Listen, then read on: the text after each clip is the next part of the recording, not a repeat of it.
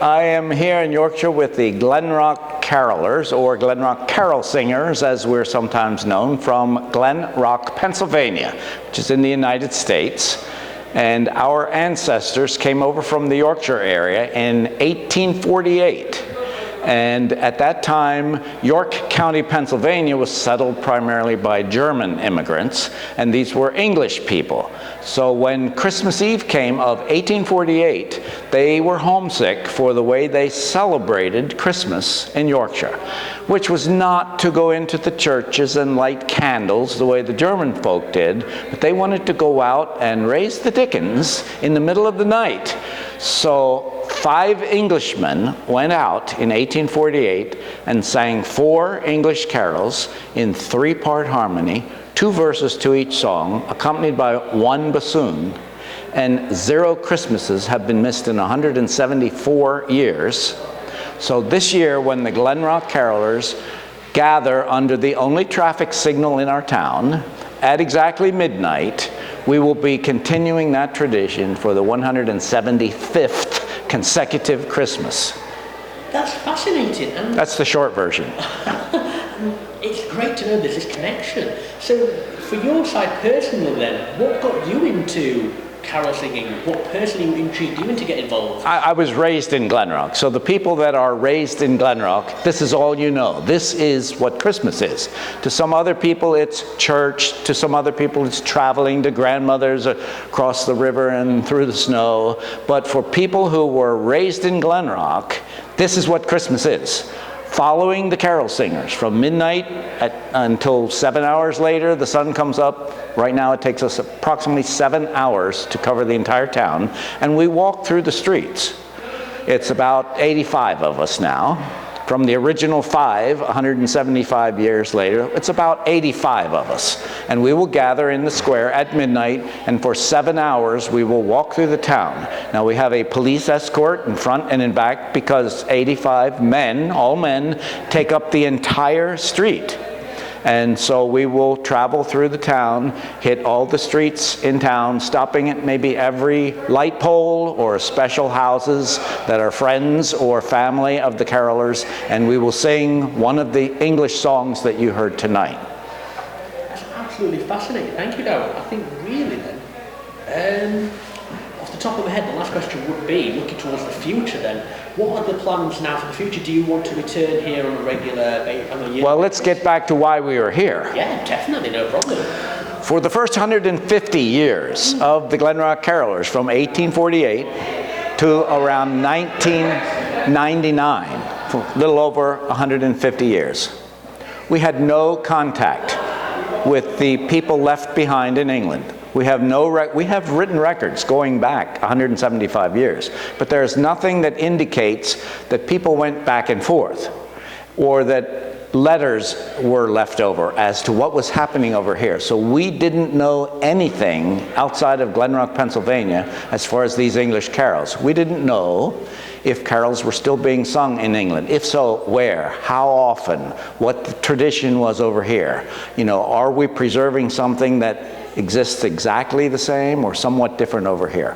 So a coincidence happened in that I was teaching a graduate class in computers, how teachers can use computers in their classroom. And one of my assignments to my students was to make a typical web page of resources that their students could use in whatever subject they taught, or anything. Basically, show that you can do it. So our trumpet player, who is now at home, asked if he could put one together for the Glen Rock Carolers instead of for his class, which is biology. And I said, sure, that sounds like a good idea. So his assignment for my class was to put together a website for the Glen Rock Carolers, and we got a domain name, which is glenrockcarolers.org. And you can still get on there today and see all of our history, pictures, songs, presidents throughout all the years, and membership, and a scroll of every member back to 1848. So what happens? The website is complete in 1999. Go to a folk magazine that's published in America called Dirty Linen Folk Magazine, and it's distributed internationally. So one of our local journalists, who lives in Glen Rock and is related to one of the carolers, was assigned a stack of CDs, about 100, to look through and pick out some that might be appropriate to be reviewed in the December 1999 issue of Dirty Linen magazine. So she was looking down through the stack and came up with a CD, the title of which was English Village Carols. It was a recording made at the Blue Ball at Worrall. She opened it up, and inside the liner notes for the CD was the following quote. I can almost get it exactly right. In the Sheffield, Yorkshire area, typically a caroling group would start at midnight with old Christians. Christians awake, salute this happy morn, and continue many hours and carols later until dawn, when they would sing their rendition of the doxology. And she said, that exactly describes you guys. So she put the CD in the player, pressed play, and heard the Worrall carols coming out. And she said, that sounds like you guys. So she called up some of us and said, you got to hear this. These guys sound just like you. And so we said, oh, that's pretty amazing. She said, do you mind if I put the name of your website in my article that I'm writing for the December issue? We said, no, go ahead, put it in. Wouldn't you know that Dave Eyre in Sheffield subscribes to this magazine? Dave Eyre is here tonight. He's reading this and he goes, what's this, carolers in America? And he goes to the website and starts listening to it, immediately calls up Ian Russell and says, almost an identical quote, Ian, you got to hear this, they sound just like us. And so they found out that each other was doing approximately the same thing. And so the emails started flying back and forth between the two groups. And in 2001, we at the Glen Rock Carolers received an invitation to sing on the Festival of Village Carols in Sheffield in November of 2002. And we had a meeting like you saw tonight, a little raucous, but many opinions in the same group. And Ed Bailey presented it as a motion. Gentlemen, I have an invitation for us to sing at the Festival of Village Carols next November 2002 in Sheffield, England. And it was met with the following response.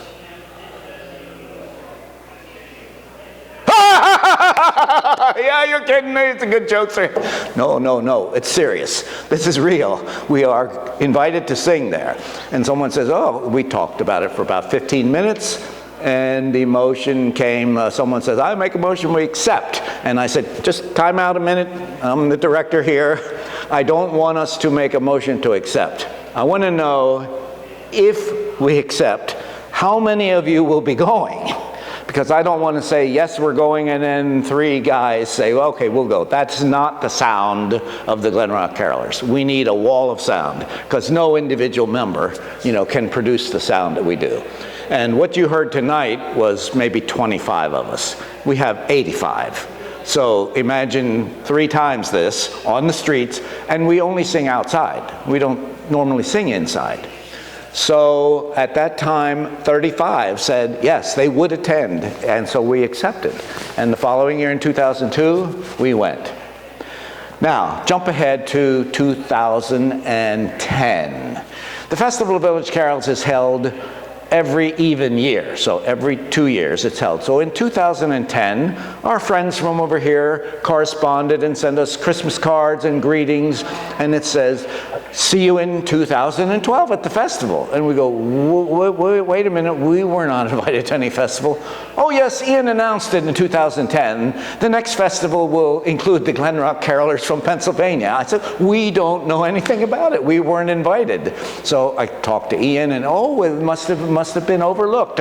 Would you like to come? And so we accepted, came back in 2012.